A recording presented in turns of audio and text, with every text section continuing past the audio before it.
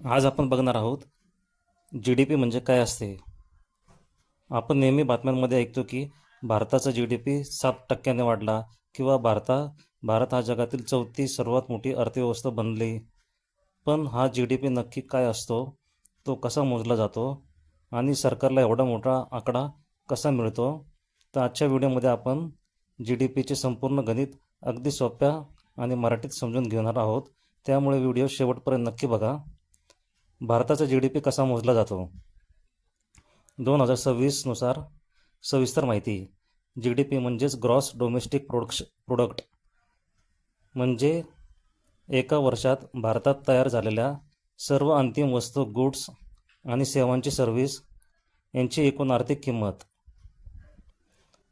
भारतात जी.डी.पीची अधिकृत गणना नॅशनल स्टॅटिस्टिकल ऑफिस म्हणजेच NSO आणि ministry of statistics and programme implementation म्हणजेच MOSPI करतात.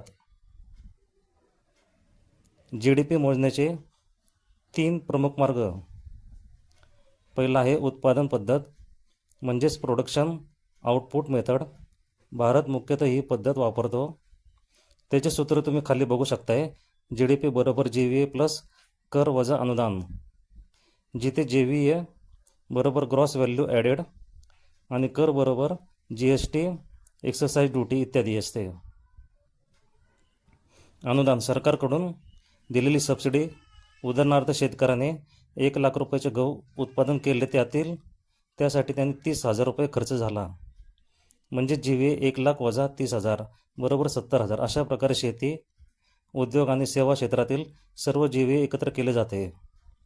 उत्पन्न पद्धत इन्कम मेथड. देशातील लोकांना मिळालेल्या सर्व उत्पादनाची बेरीज केली जाते. यामध्ये वेतन, भाडे, व्याज, नफा यांची एकूण बेरीज बरोबर जी.डी.पी. खर्च पद्धत म्हणजेच एक्सपेंडिचर मेथड. देशात झालेला एकूण खर्च मोजला जातो, जिथे C म्हणजे ग्राहकांचा खर्च, I म्हणजे गुंतवणूक, G म्हणजे सरकारी खर्च, X म्हणजे निर्यात, M म्हणजे आयात. भारतात या सर्व घटकांचा डेटा गोळा करून जी.डी.पी काढला जातो. जी.डी.पीमध्ये कोणते क्षेत्र समाविष्ट असतात. त्यातील प्राथमिक क्षेत्र आहे ॲग्रिकल्चर, शेती, पशुपालन, मत्स्य व्यवसाय. दुसरं क्षेत्र आहे इंडस्ट्रीज, उत्पादन, उद्योग, बांधकाम, वीज. आणि तिसरं क्षेत्र आहे सर्व्हिसेस, IT, बँकिंग, शिक्षण, आरोग्य, पर्यटन. ही सर्व क्षेत्रे मिळून भारताचा जी.डी.पी तयार करतात. नॉमिनल जी.डी.पी आणि रिअल जी.डी.पी. नॉमिनल जी.डी.पी सध्याच्या बाजारभावानुसार मोजला जातो. रिअल जी.डी.पी महागाईचा परिणाम काढून मोजला जातो. उदाहरण, 2025मध्ये वस्तू 100ला होती, 2026मध्ये ती वस्तू 110ला झाली. उत्पादन तेवढेच असले तरी नॉमिनल जी.डी.पी वाढले, पण रिअल जी.डी.पी वाढणार नाही. 2026मध्ये जी.डी.पी मोजण्यामध्ये काय बदल झाले आहे, तर खाली बघू शकता. 2026पासून भारताचे नवीन बेस इयर 2022 आणि 2023 स्वीकारले आहे. नवीन प्रणालीमध्ये अधिक GST डेटा, डिजिटल व्यवहारांचा समावेश, अधिक कंपन्यांचा डेटा, अधिक अचूक किंमत निर्देशांक, डबल डिप्लेशन पद्धत. यामुळे जी.डी.पी अधिक वास्तववादी आणि अचूक मोजला जातो. जी.डी.पी वाढला म्हणजे काय. जी.डी.पी वाढल्यास रोजगार वाढतात, उद्योग वाढतात, कर महसूल वाढतो, देशाची अर्थव्यवस्था मजबूत होते, परदेशी गुंतवणूक वाढते. परंतु जी.डी.पी वाढला तरी सर्व नागरिकांचे उत्पन्न समान प्रमाणात वाढलेच असे नाही. भारताचा जी.डी.पी डेटा कोण जाहीर करतो. खाली आपण पाहू शकता NSO, नॅशनल स्टॅटिस्टिकल ऑफिस.